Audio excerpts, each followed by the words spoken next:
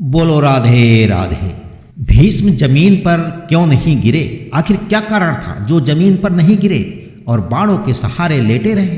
तो आइए सुनते हैं इसके बारे में, लेकिन सुनने से पहले चैनल को सब्सक्राइब करें, लाइक और शेयर करें। भीष्म महाकाव्य महाभारत के सबसे महान पात्रों में से एक कौरवों के लिए लड़े थे और कुरुक्षेत्र के 10वें दिन अर्जुन को भीष्म का वध करना पड़ा। लेकिन अर्जुन भीष्म का इतना आदर करते थे कि वो उन्हें जमीन पर गिरते हुए नहीं देख सके। इसलिए जब भीष्म ने अर्जुन को उन्हें मारने का निर्देश दिया तो अर्जुन ने उन पर कई तीर चलाए। भीष्म ने अपनी अंतिम सांसें बाणों की सैया पर ली थी। भले ही अर्जुन को भीष्म को मारना पड़ा, लेकिन अंतिम सांस में भी उसने भीष्म को सम्मान दिया।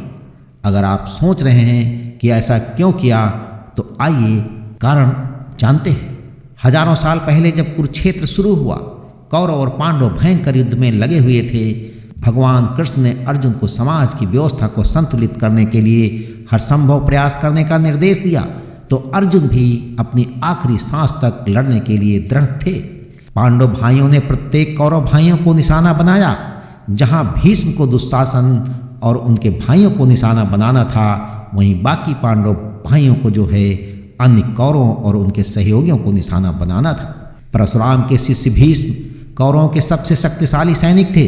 वो कौरवों की रीढ़ थे।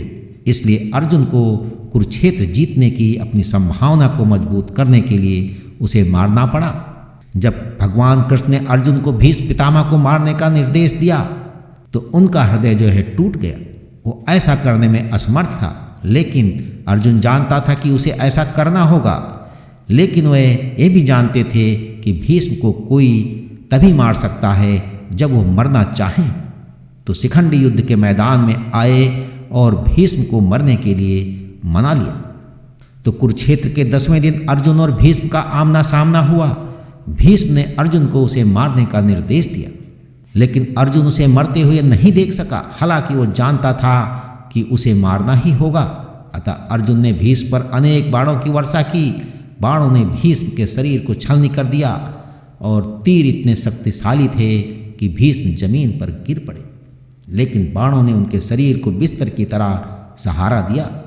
भीष्म बाणों की सैया पर सीधे लेट गए और उनका सिर वहीं लटक रहा था। तब अर्जुन ने भीष्म पितामह को इस प्रकार देखा तो उनका हृदय टूट गया और वे रोने लगे। वो जानता था कि उसने युद्ध जीतने का मार्ग प्रशस्त कर लिया है, लेकिन उसे कोई खुशी नहीं थी। बाणों की सैया पर लेटे हुए भीष्म ने अर्जुन से कहा कि उन्हें प्यास लगी है। प्यास बहुत जोर से लग रही थी। क्या आप मुझे थोड़ा पानी दे सकते हैं? जैसे ही अर्जुन ने ये सुना, उसने जमीन पर तीर मारा और वहां से पानी का फव्वारा निकलने लगा और भीष्म के मुंह तक पहुंच गया। अर्जुन की दयालुता देखकर भीष्म ने उसे आशीर्वाद दिया और उन्होंने दुर्योधन को भी बुलाकर चेतावनी दी। उन्होंने उनसे पांडवों के साथ समझौता करने और तुरंत युद्ध रोकने का आग्रह किया। कौरवों की ओर से लड़ रहे कर्ण भी भीष्म को अंतिम प्रणाम करने आए।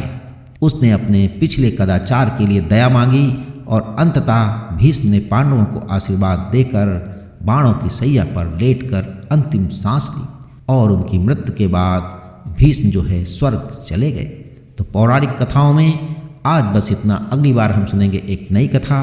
तब तक के लिए ईश्वर की सभी शुभकामनाएं आपके साथ बनी रहें।